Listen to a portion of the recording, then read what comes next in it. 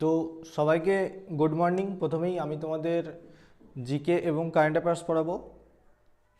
তো তোমরা railway 99 batch দেখছো এবং রুটিন তোমরা অলরেডি আগেই পেয়ে গেছো। তো আজকে শুরু হচ্ছে তোমাদের প্রথম ক্লাস, স্ট্যাটিক জিকে ক্লাস করাবো তোমাদের প্রথম। তো চলো, বেসিক্যালি তোমরা রেলওয়ে ব্যাচ নিয়েছো মানে কী কী পড়তে চাও তোমরা? Actually railway group D, NTPC, ALP, technician এটার উপরে বেস করে পড়তে চাও। তো আমাদের থাম্বনেল দেখে তোমরা বুঝে গেছো যে আমাদের ফার্স্ট ক্লাস কী হতে চলেছে। ঠিক আছে, ক্লাসিক্যাল ডান্স অফ ইন্ডিয়ার উপরে ফার্স্ট লেকচার হবে। ঠিক আছে, তো কিছুজন জয়েন হও, তারপরে আমি বলছি, ডিসকাস করছি। গুড মর্নিং সবাইকে।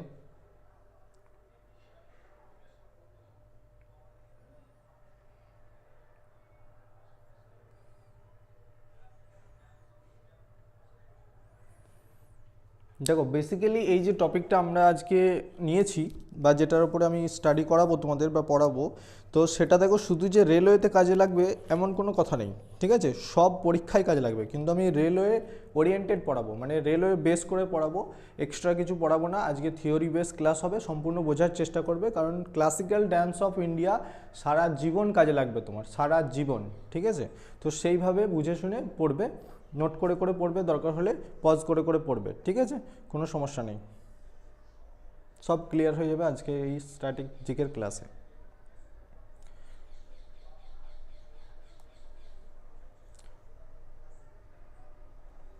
দেখো, প্রথমে তোমাদেরকে বলি যে আমরা পড়ছি কি, রেলওয়ে বেস পড়ছি, তাহলে আমাদের রেলওয়ে সিলেবাস জানতে হবে বেসিক্যালি, তাই তো?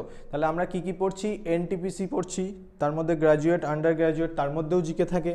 আরআরবি গ্রুপ ডির মধ্যেও কিছু জিকে থাকে, টেকনিশিয়ানেও কিছু জিকে থাকে, এলপিতেও কিছু জিকে থাকে। তো আমরা প্রথমে সিলেবাস সম্পর্কে একটু আইডিয়া করে নিই। ঠিক আছে, তো এনটিপিসি, ইউজি আর গ্র্যাজুয়েট যেটা হয় আমাদের, সেটাতে জিকের পার্সেন্টেজ কত? জিকে দেখো 40 মার্কসের জিকে থাকে। তাহলে ভেরি ইম্পর্টেন্ট আজকের ক্লাসটা এই এনটিপিসির জন্য ভীষণ ভীষণ গুরুত্বপূর্ণ, কারণ 40 মার্কস এখান থেকে ক্যারি করছে। ঠিক আছে, আর আরআরবি গ্রুপ ডিতে কত মার্কস ক্যারি করছে? 20 মার্কস ক্যারি করছে, যেখানে কারেন্ট অ্যাফেয়ার্সের ওয়েটেজটা বেশি থাকে, জিকের ওয়েটেজটা কম থাকে, তাও কিন্তু বাদ দেওয়া যাবে না, আসে এখান থেকে। ঠিক আছে, আর টেকনিশিয়ান গ্রুপ 3, মানে টেকনিশিয়ান 3তে এখানে দেখো জেনারেল অ্যাওয়ারনেসে কত মার্কস আছে?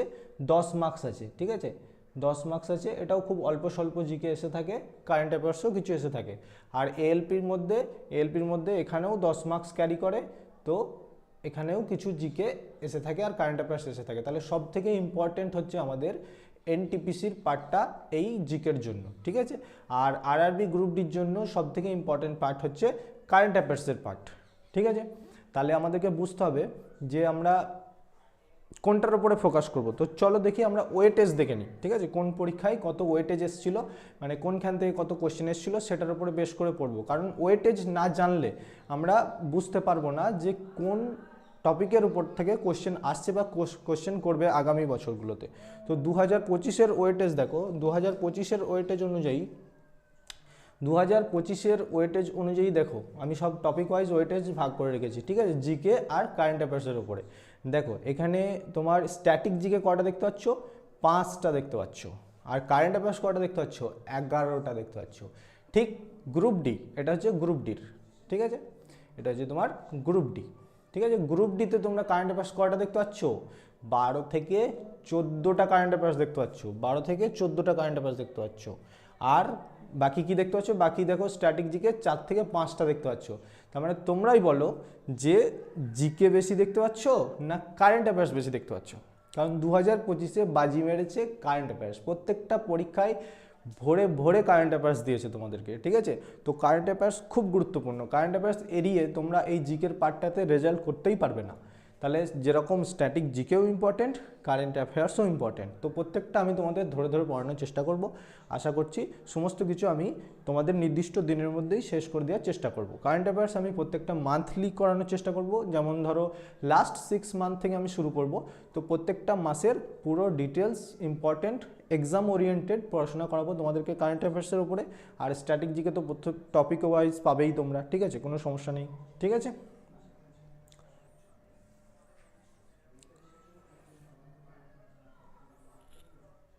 চলো নেক্সট কি আছে দেখি। নেক্সট আমরা এবার ক্লাসের দিকে এগিয়ে যাব। ঠিক আছে, স্যার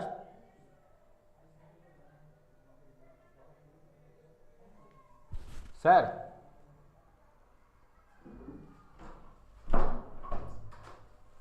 ফোন আসছে, দেখবেন তো জয়েন হতে পারছে না নিশ্চয়। তো চলো ক্লাস শুরু করি। আমরা তোমাদেরকে বোঝালাম যে সিলেবাস কি আছে, কতটা ইম্পর্টেন্ট স্ট্যাটিক জিকে, কতটা ইম্পর্টেন্ট কারেন্ট অ্যাফেয়ার্স। তাহলে এবার চলে যাব, ডাইরেক্ট ঢুকে যাব আমরা কিসে, ডাইরেক্ট ঢুকে যাব এবার আমরা পড়ানোতে। ঠিক আছে, তো আমরা আজকে পড়বো যে ক্লাসিক্যাল ডান্স অফ ইন্ডিয়া। ঠিক আছে, তো চলো শুরু করার আগে তোমাদের আমি বলি যে আমরা যে এই এত নৃত্য করি, ঠিক আছে, এত নাচ করি, ঠিক আছে, তাহলে এই নাচ যে সে জিনিস নয় কিন্তু, ঠিক আছে, আমরা নেচে দিই হয়তো, ঠিক আছে, কিন্তু আমাদেরকে নাচার অনেক নিয়ম আছে, সেগুলো পড়তে হবে। কারণ আমরা স্টুডেন্ট, আমরা অ্যাসপিরেন্ট, তো আমরা জানবো যে এই নাচ কোথা থেকে এসছে, কিভাবে এর জন্ম হলো, কিভাবে এগুলোকে মানে নাচা হয়। নৃত্য একটা মানে পুরো কম্প্যাক্ট রুলসের মধ্যে পড়ে, সেই জিনিসগুলোই আমাদেরকে শিখতে হবে এক্সামের জন্য। ঠিক আছে, তো প্রথমে বেসিক্যালি আমি তোমাদেরকে বলি যে আমাদের এই যে নৃত্যের ভাগ, ঠিক আছে, ক্লাসিক্যাল ডান্স অফ ইন্ডিয়া, মানে আমরা সবাই কি ভাবি, আমরা ভাবি যে আমরা করে দিলাম একটা নাগিন ডান্স, লুঙ্গি ডান্স, ঠিক আছে, তারপরে পিকনিক হচ্ছে প্রচুর ডান্স, ঠিক আছে, তো এইভাবেই হয়ে যায় ডান্স। কিন্তু না ভাই, কখনোই হয় না এভাবে ডান্স।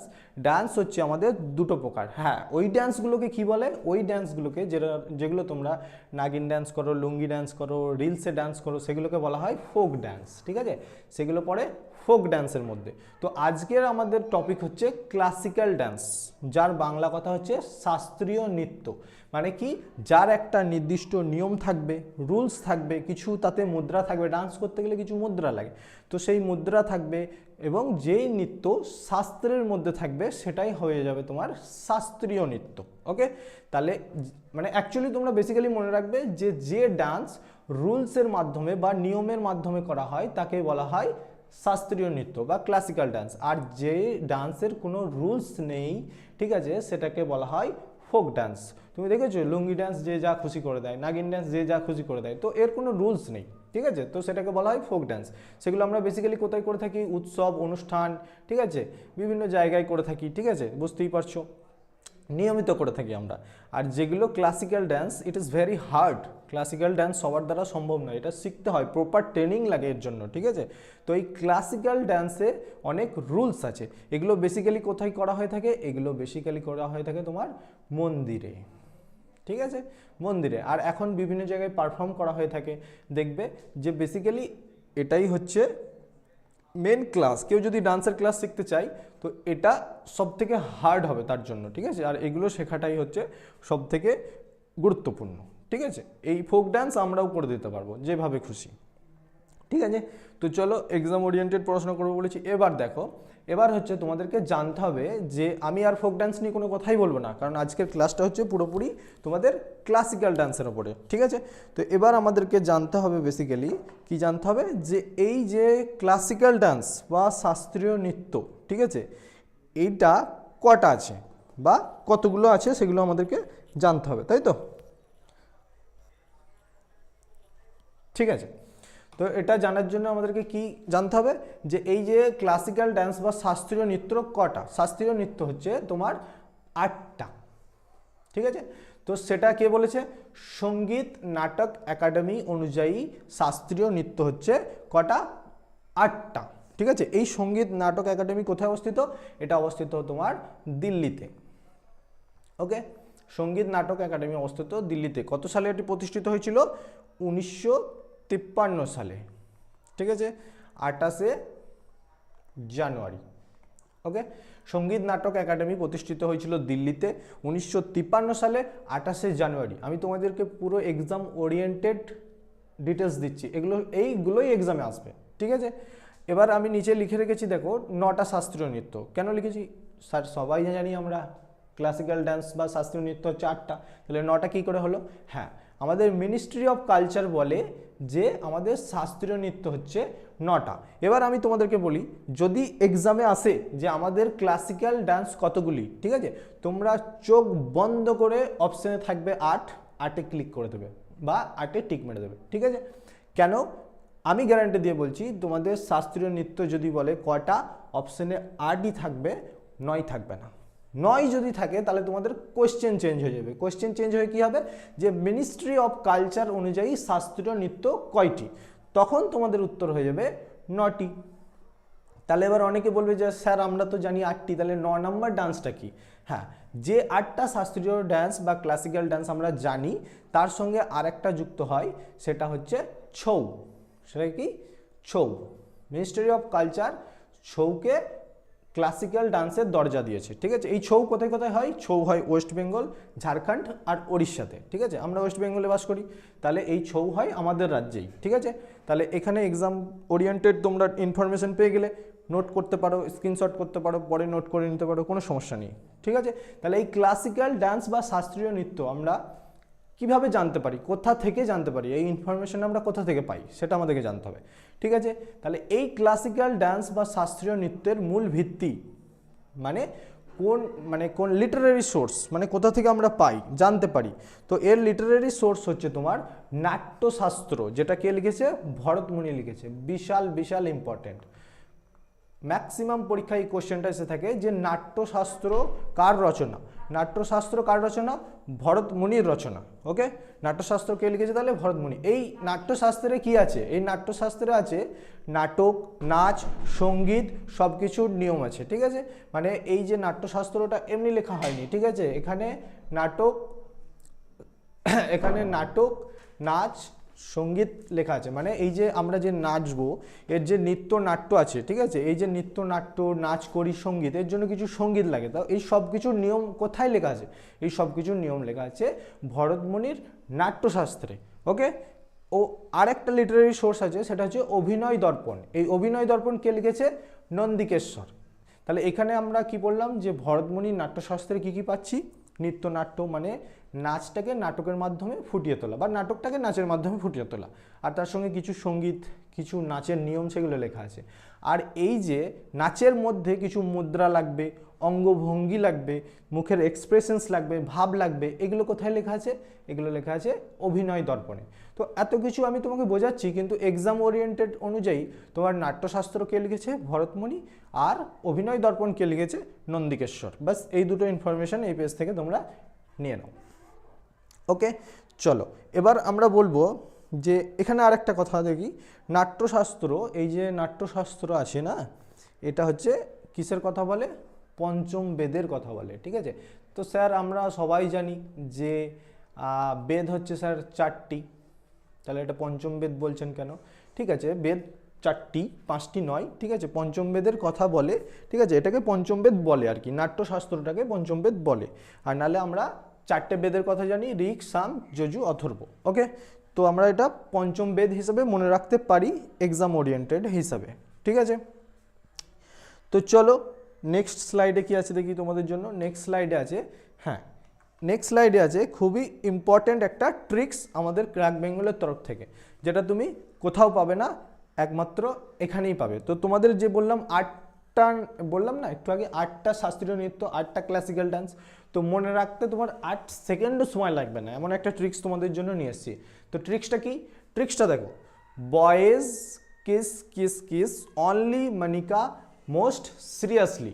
এই যে একটা লাইন দিয়েছি তোমাদের রেড কালারের, ইট ইজ ভেরি ইম্পর্টেন্ট, ঠিক আছে। এটা তোমাদের জন্যই বানানো হয়েছে, ঠিক আছে। তো boys kiss kiss kiss only Monica most seriously, এটা যদি তুমি মনে রাখো, 8টা নৃত্য ডান্স বা ক্লাসিক্যাল ডান্স, শাস্ত্রীয় নৃত্য, তোমাকে কেউ ভোলাতে পারবে না, ঠিক আছে। রিলেট করি, ঠিক আছে। বয়েজ, বি ফর বয়েজ, দেখতে পাচ্ছ বয়েজ এখানে লিখলাম বয়েজ, তাহলে এখানে বি ফর কি? ভারতনাট্যম, ঠিক আছে। তারপরে লাইনে কি লিখেছি? কিস, ঠিক আছে। কিস, কে ফর কথক। তারপরে লাইনে কি লিখেছি? আবার একটা কিস লিখেছি, ঠিক আছে, কে ফর কথাকলি। তারপরে আবার কি লিখেছি? আবার কিস লিখেছি, দেখো। তো আর একটা কে ফর কুচিপুড়ি, ঠিক আছে। তারপরে কি লিখেছি? অনলি, তো অনলি ও ফর ওড়িশি, ঠিক আছে। তারপর কি লিখেছি? মনিকা, তো এম ফর মণিপুরি। আর কি লিখেছি? মোস্ট, ওকে, তো মোস্ট, এম ফর মোহিনীঅট্টম, ঠিক আছে। আরেকটা কি লিখেছি? সিরিয়াসলি, SLY, এটা আর, হ্যাঁ, সিরিয়াসলি, এস ফর সত্রিয়া, ঠিক আছে, তাহলে boys kiss kiss kiss only Monica most seriously relate করতে পারছো, তাহলে প্রত্যেকটা ডান্স তোমার শুধু এই একটা সেন্টেন্সে মনে থেকে যাবে, ঠিক আছে, একটা সেন্টেন্সে মনে পড়ে যাবে, নো প্রবলেম, তোমরা ফুটিয়ে দেবে পরীক্ষায়, চাপ নেই, আমি আছি। ঠিক আছে, এবার আমাদেরকে জানতে হবে যে এই প্রত্যেকটা শাস্ত্রীয় নৃত্য না এক এক রাজ্যের সঙ্গে সম্পর্কিত, তাহলে কোনটা কোন রাজ্যের নৃত্য, স্যার এটাও মনে করিয়ে দিন। ঠিক আছে, তো এটা মনে করানোর জন্য ভাই তোমাদের ম্যাপ লাগবে। ঠিক আছে, আমরা যারা সত্যিকারের অ্যাসপিরেন্টস তাদের কি টেবিলের সামনে সবসময় একটা ম্যাপ থাকে, যদি থাকে তো, যদি না থাকে থাকে তো ভেরি গুড, আর যদি না থাকে তাহলে একটা ম্যাপ ছোট কিনে নাও। ঠিক আছে, কারণ পড়তে পড়তে বেসিক্যালি জিকে পড়তে, জিওগ্রাফি পড়তে, হিস্ট্রি পড়তে তোমাদেরকে না সবসময় ম্যাপের দিকে তাকাতে হবে, তো ম্যাপকে রিলেট করে তোমাদেরকে পড়তে হবে। ঠিক আছে, আর যদি কারো কাছে কেনার পয়সা না থাকে বা সামর্থ্য না থাকে তোমরা ড্র করে নাও, এঁকে নাও, চিটিয়ে দাও সামনে। ঠিক আছে, সাদা কাগজেও আঁকতে বেশি সময় লাগলেও অর্থটা বাঁচবে, তো চিটিয়ে দাও। তো map is very important for GK. তো তোমার সামনে যখন একটা ম্যাপ থাকবে, বেসিক্যালি দেখো একটা ম্যাপের, যাই হোক, এটা হচ্ছে ইস্ট, এটা ওয়েস্ট, এটা হচ্ছে নর্থ, এটা হচ্ছে সাউথ। ঠিক আছে, তাহলে এই পার্টটা কি, এটা নর্থ ইস্ট। ঠিক আছে, এই পার্টটা কি, এটা হচ্ছে সাউথ ইস্ট। ওকে, এই পার্টটা কি, এটা হচ্ছে সাউথ ওয়েস্ট। এই পার্টটা কি, এই পার্টটা হচ্ছে নর্থ ওয়েস্ট। তো এটা আমরা সবাই জানি বেসিক্যালি, তাই তো, এটা হচ্ছে ম্যাপের দিক। তো আমি যখন বলবো যদি কারো কাছে ম্যাপ থাকে ম্যাপের দিকে তাকাবে, আর যদি না থাকে সেটা তোমরা পরে কিনে নিয়ে এসে সেটার সঙ্গে পড়ার সময় রিলেট করবে। ঠিক আছে, তাহলে আমরা প্রথমে জানবো যে ভারতনাট্যম কোন রাজ্যের নৃত্য। ভারতনাট্যম হচ্ছে তামিলনাড়ুর শাস্ত্রীয় নৃত্য।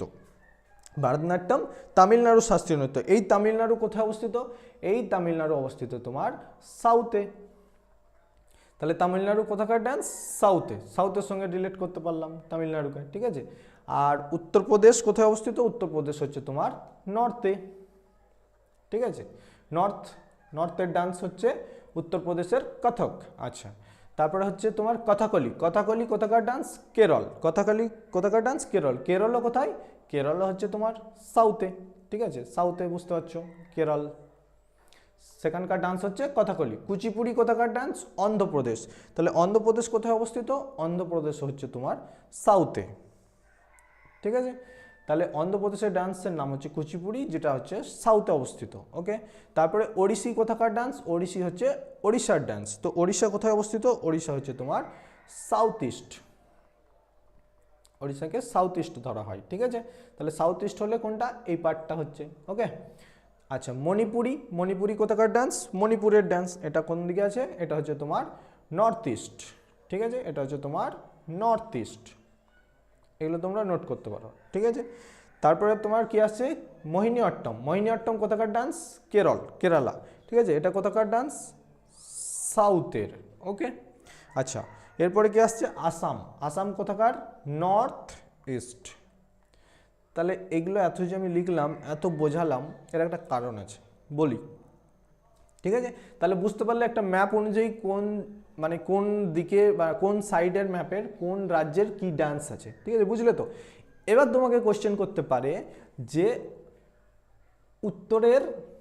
উত্তরের কি একটা ক্লাসিক্যাল ডান্সের নাম বলো। ঠিক আছে, উত্তর ভারতের একটা ক্লাসিক্যাল ডান্সের নাম বলো। তো ভারতের উত্তর দিকে এখানে কি আছে, আমার এই 8টা ক্লাসিক্যাল ডান্স পড়ানো অনুযায়ী কি আছে, একমাত্র উত্তরপ্রদেশ আছে নর্থ। আর কেউ নর্থ আছে, কেউ নেই। ঠিক আছে, তাহলে শুধুমাত্র নর্থে কি আছে, উত্তরপ্রদেশ, যার ডান্স হচ্ছে কথক। বাকি দেখো সাউথ অনেকগুলো আছে, 1 2 3 3টে দেখতে পাচ্ছি, 4টে দেখতে পাচ্ছি সাউথ। ওকে, আর কি দেখতে পাচ্ছি, সাউথ ইস্ট দেখতে পাচ্ছি, আর কি নর্থ ইস্ট দেখতে পাচ্ছি। সাউথ ইস্ট একটা আর নর্থ ইস্ট দুটো দেখতে পাচ্ছি। ঠিক আছে, তো এইটা লেখার কারণ হচ্ছে তোমার একদম দিক নির্ণয় করেও কোশ্চেন করতে পারে যে ওই দিকের কি ডান্স বা কোন রাজ্যের কি ডান্স আছে সেটা। তাহলে এই পেজটা তোমাদের জন্য খুবই ইম্পর্টেন্ট। আর একটা বলেছিলাম যে 8টা শাস্ত্রীয় নৃত্যের সাথে আর একটা আছে, যেটা হচ্ছে টোটাল 9টা হয়ে গেল, সেটা হচ্ছে ছৌ, যেটা কে অ্যাপ্রুভ করেছে, মিনিস্ট্রি অফ কালচার। তো এটা কোথায় আছে, পশ্চিমবঙ্গ, ঝাড়খণ্ড, ওড়িশা। পশ্চিমবঙ্গ, ঝাড়খণ্ড, ওড়িশা সব জায়গাতেই বেসিক্যালি ছৌ দেখতে পাওয়া যায়। বেসিক্যালি মোস্টলি পশ্চিমবঙ্গে ছৌ দেখতে পাওয়া যায়। ঠিক আছে, তো চলো আমরা জানলাম তাহলে boys kiss only Monica most seriously, বাস এটুকুই মনে রাখো। তাহলে তোমার 8টা শাস্ত্রীয় নৃত্য মুখস্থ হয়ে যাবে 8 সেকেন্ডের মধ্যে। ঠিক আছে, তো বেসিক্যালি এবার আমরা কিসে চলে যাব, এবার আমরা এক একটা ড্যান্সের আলোচনার মধ্যে ঢুকে পড়বো, ঠিক আছে। তাহলে প্রথম ডান্স কি, প্রথম ডান্স চলো আর একটু বলে দিই। আর একটা ডান্স দেখো, তোমাদের একটু ছবিগুলো দেখে নাও। ভারতনাট্যম দেখতে পাচ্ছ, কথাকলি দেখতে পাচ্ছ, এর মানে সাজসজ্জাটা তোমরা দেখতে পাচ্ছ, কীভাবে ডান্স করা হয়, তার মুভমেন্ট, সেগুলো একটু ছবির মাধ্যমে পরিচয় করিয়ে দিই। একটা ভারতনাট্যম, কথাকলি, কুচিপুড়ি, ওড়িশি, মোহিনীঅট্টম, কথক, সত্তরিয়া, মণিপুরি, ঠিক আছে। তোমরা এইভাবে মনে রাখবে না, তোমরা কীভাবে মনে রাখবে, বিফোর বয়েজ বলেছিলাম, তাহলে boys kiss kiss sorry 3 kiss kiss kiss kiss, তাহলে বয়েজ কিস কিস কিস, কি বলেছিলাম, boys kiss kiss kiss, Monica কোথায়, না মনিকা না, অনলি হবে আগে, boys kiss kiss kiss only, Monica most seriously. এই সিরিয়াল অনুযায়ী মনে রাখবে, তাহলে তোমাদের কোনোদিন ভুল হবে না, ঠিক আছে। রাজ্যগুলোও তার পাশে পাশে আছে, একটু মুখস্থ করে নিও, আর রাজ্যগুলো কোন দিকে কি আছে সেগুলো মুখস্থ করে নিও। তো চলো আজকে প্রথম ডান্স পড়বো। কি প্রথম ডান্স দেখো, এমন একটা ডান্স যেটা কি হয়েছিল, একটা সময় মন্দিরেই জন্ম নিয়েছিল, মানে ডান্সটা মন্দিরেই বেসিক্যালি শুরু হয়। তারপরে কি হয়, একটা সময় ব্রিটিশরা এটাকে নিষিদ্ধ করে দিয়েছিল, মানে ব্যান লাগিয়ে দিয়েছিল এটার উপরে। ব্যান লাগানোর কিছু কারণ নিশ্চয় আছে, সেটা আমরা পড়বো, ঠিক আছে। তারপরে কি হয়, পরে আবার একজন মহিলা এই নাচটাকে আবার সারা পৃথিবীর সামনে নিয়ে আসে, ঠিক আছে। তো ডান্সটার পরিচয় দিলাম, তো ডান্সটার নাম কি হচ্ছে, ভারতনাট্যম, ঠিক আছে। তাহলে প্রথম ডান্স ভারতনাট্যম। এবার আমরা পরিচয় দিলাম, এবার আমরা শুধু এক্সাম ওরিয়েন্টেড পড়বো, কিছু পয়েন্ট আছে যেগুলো আমি তোমাদেরকে বোঝাবো, শুধু এক্সামে কাজে লাগবে এই পয়েন্টগুলো। তো চলো তাহলে ভারতনাট্যম প্রথমে জানবো যে ভারতনাট্যম কোন রাজ্যের। ভারতনাট্যম হচ্ছে তোমার তামিলনাড়ু রাজ্যের ডান্স, পড়েছি আগেই। তো তামিলনাড়ু কোথায় অবস্থিত বললাম, সাউথে, ঠিক আছে। তাহলে সাউথের ডান্স হচ্ছে ভারতনাট্যম, যেটা তামিলনাড়ু রাজ্যের, ওকে। তো দেখো ভারতনাট্যম জানার আগে জানবো যে ভারতনাট্যম শব্দটা কি থেকে তৈরি হয়েছে। ভারতনাট্যম এখানেই দেখো, উপরে দেখো, ভা রা তা, ঠিক আছে, ভা রা তা, সল্ট হয়ে গেল ভারতনাট্যম, ঠিক আছে। তো ভা দিয়ে কি হয়, ভাব, রা দিয়ে রাগা সুর, আর তা দিয়ে তাল। তাহলে এই যে ভাব, সুর আর তাল, এই তিনটে মিলিয়ে কি তৈরি হয়, ভারতনাট্যম, ঠিক আছে। তাহলে নামের মধ্যেই লুকিয়ে আছে, ভাব, রাগ আর তাল, মানে ভাব, সুর আর তাল মিলিয়ে হয় ভারতনাট্যম। তো এই ভারতনাট্যম, যদি তোমাদের প্রশ্ন আসে ভারতের সবচেয়ে প্রাচীন শাস্ত্রীয় নৃত্য কি, ভারতের সবচেয়ে প্রাচীন শাস্ত্রীয় নৃত্য হচ্ছে ভারতনাট্যম, ঠিক আছে। কত বছরের পুরনো, ভারতনাট্যম হচ্ছে তোমার 2000 বছরের পুরনো। কত বছরের, 2000 বছরের পুরনো। যদি বলে যে সবচেয়ে পুরনো শাস্ত্রীয় নৃত্য, তাহলে ভারতনাট্যম। আর যদি বলে সবচেয়ে নতুন শাস্ত্রীয় নৃত্য, তাহলে তোমরা সত্রিয়া করতে পারো, সত্রিয়া, ঠিক আছে, যেটা 500 বছরের পুরনো ধরে রাখো, ঠিক আছে। তো তাহলে 2000 বছরের পুরনো ডান্স হচ্ছে ভারতনাট্যম, ঠিক আছে। এবার ভারতনাট্যমের একটা জিনিস জানবো, যেটা এটা কিসের সিম্বল, ঠিক আছে, মানে এটা কি সিম্বলাইজ করে। ভারতনাট্যম তোমার ফায়ারকে সিম্বলাইজ করে, কিসে, অগ্নি, ফায়ার, অগ্নিকে সিম্বলাইজ করে ভারতনাট্যম। এইগুলো একটু পড়ে রাখবে, এগুলো একটু এক্সাম ওরিয়েন্টেডই, ঠিক আছে। ভারতনাট্যম কি মানে কাকে সিম্বলাইজ করে, অগ্নিকে, ঠিক আছে। কেন সিম্বলাইজ করে সেটাও আমি আসছি, সমস্যা নেই, ঠিক আছে। তো তারপরে দেখো এই নাচ কোথায় নাচা হতো, আগেই তোমাদেরকে পরিচয়ের সময় বললাম যে এই নাচ মন্দিরে নাচা হতো বেসিক্যালি, তাই তো। তাহলে মন্দিরে কারা নাচতো, মন্দিরে যারা নাচতো তাদেরকে দাসী বলা হতো, ঠিক আছে। দেবদাসীদের দ্বারা এই নাচ পরিচালিত হতো, তাই একে টেম্পল ডান্সও বলা হতো। এখানে লেখা আছে দেখো, হ্যাঁ, টেম্পল ডান্সও বলা হতো। তো বেসিক্যালি দাসী কাদের বলা হতো, ঠিক এই সময় বা তখনকার 2000 বছর আগে যখন মানে কি করা হতো, মহিলারা মানে মন্দিরেই থাকতো, ঠিক আছে, দেবতাকে নিজের স্বামী হিসেবে ধরতো, তো দেবতার সেই দাসী হিসেবে কি করতো, ওখানেই জীবনযাপন কাটাতো এবং ওখানেই নৃত্য করতো। তো এটা একটা প্রথা ছিল তখনকার যুগে, তো এই দেবদাসী প্রথা, ঠিক আছে। তো সেই হিসেবে তখন তারা টেম্পল ডান্স করতো বা মন্দিরেই ডান্স করতো, তার জীবনকে উৎসর্গ করে দিত সেই মন্দিরেই তার দেবতার জন্য, ঠিক আছে। তো এটা বেসিক্যালি দেবদাসীরাই ডান্স করতো, তাই একে অনেক সময় দাসিয়াট্টমও বলা হয়, ঠিক আছে। আর ভারতনাট্যম কি, বেসিক্যালি একক নৃত্য, একা নৃত্য করলে এটাকে বলা হয় একাহারিয়া, ঠিক আছে, মানে একা, বুঝতে পারছো, এ কে এ EKA, একা, বুঝতে পারছো? একক নৃত্য মানে একা নৃত্য করলে একে বলা হয় একাহারিয়া। ঠিক আছে, তো চলো তারপরে দেখি কি আছে ইনফরমেশন। ঠিক আছে, ভারতনাট্যমের আগের নামগুলো কি ছিল? ভারতনাট্যমের আগে নাম ছিল সাদির। ঠিক আছে, ইংলিশে হলে হবে SADIR, সাদির। ঠিক আছে, আর একটা কি পারাথাইয়ার আত্তম, আর একটা দাসিয়াট্টম। আগেই বললাম দাসীরা নৃত্য করতো, তো এর আগে নাম ছিল, ভারতনাট্যম নামটা পরে এসছে, কিন্তু এই নামগুলোও আগে ইউজ হতো। ঠিক আছে, এই যে দাসী প্রথা ছিল এটা না ব্রিটিশদের ভালো লাগেনি। ঠিক আছে, ব্রিটিশরা এটা কি করেছিল, 1910 সালে এই নৃত্যকে ব্যান্ড করেছিল, দাসী প্রথাকে ব্যান্ড করেছিল। ঠিক আছে, তার ফলে ধরো নৃত্য কোনো কিছু যদি ব্যান্ড করে তাহলে সেটা বুঝতেই পারছো রসাতলে চলে যাবে, নিচেই নেমে যাবে। ঠিক আছে, তো তাকে আবার পুনরুজ্জীবিত করতে হবে, আবার ফিরিয়ে আনতে হবে, মঞ্চে আনতে হবে, বিশ্ব মঞ্চে আনতে হবে। ঠিক আছে, তো এই বিশ্ব মঞ্চে আনার কাজ কে করেছিলেন? এই বিশ্ব মঞ্চে আনার পুনরায় কাজ করেছিল কৃষ্ণ আইয়ার। ঠিক আছে, কৃষ্ণ আইয়ার নামটা মনে রাখবে, ভারতনাট্যম পড়লেই এর নাম পড়তে হবে তোমাকে। ঠিক আছে, যিনি কি করে ভারতনাট্যমকে পুনরুজ্জীবিত করে। ঠিক আছে, আবার মানে রিভাইভ করে। ওকে, এবার দেখো আরেকজনের নামের সাথে মনে রাখতে হবে, সেটা হচ্ছে রুক্মিণী দেবী। রুক্মিণী দেবী অরুণদেল। ঠিক আছে, রুক্মিণী দেবীটাই মনে রাখবে, যিনি কি করেন এই ভারতনাট্যম নামটা জনপ্রিয় করেন। কেন বলি, কারণ আগে ছিল সাদির, দাসিয়াট্টম, তাহলে ভারতনাট্যম নামটাকে কাউকে জনপ্রিয় করতে হবে, তো সেই কাজটা কে করেছিল? রুক্মিণী দেবী করেছিল, সেই কাজটা রুক্মিণী দেবী করেছিল। ওকে, তাহলে পুনরুজ্জীবিত করার জন্য মোস্টলি হস্তক্ষেপ ছিল কার? কৃষ্ণ আইয়ারের। আর ভারতনাট্যম নামটা জনপ্রিয় করেছিল কৃষ্ণ আইয়ার এবং রুক্মিণী দেবী দুজন মিলেই করেছিল। ঠিক আছে, এবার এই রুক্মিণী দেবী সম্পর্কে কিছু জানি। রুক্মিণী দেবী কি করে, কলাক্ষেত্র নামে একটা স্কুল প্রতিষ্ঠা করে, যেটা 1936 সালে, ওকে এটা মনে রাখবে, 1936 সালে কলাক্ষেত্র নামে একটা স্কুল প্রতিষ্ঠা করে কে? রুক্মিণী দেবী। আবার তিনি প্রথম মহিলা রাজ্যসভার সদস্য হয়েছিলেন। তিনি আবার পদ্মভূষণও পেয়েছিলেন কত সালে? 1956 সালে। এটাও ইম্পর্টেন্ট, রুক্মিণী দেবী কত সালে পদ্মভূষণ পুরস্কার পান? 1956 সালে। ওকে, এটা হচ্ছে ইনফরমেশন এটার।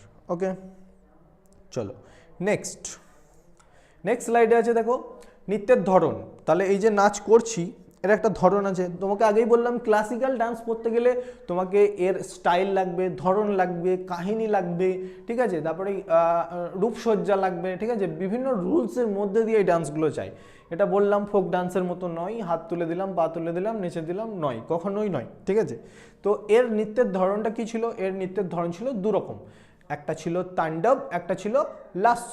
ঠিক আছে, তাণ্ডব বেসিক্যালি শিবের সঙ্গে যুক্ত, আর লাস্য হচ্ছে বেসিক্যালি পার্বতীর সঙ্গে যুক্ত। এই যে তাণ্ডব, বুঝতে পারছো তো, মানে মোস্টলি ছিল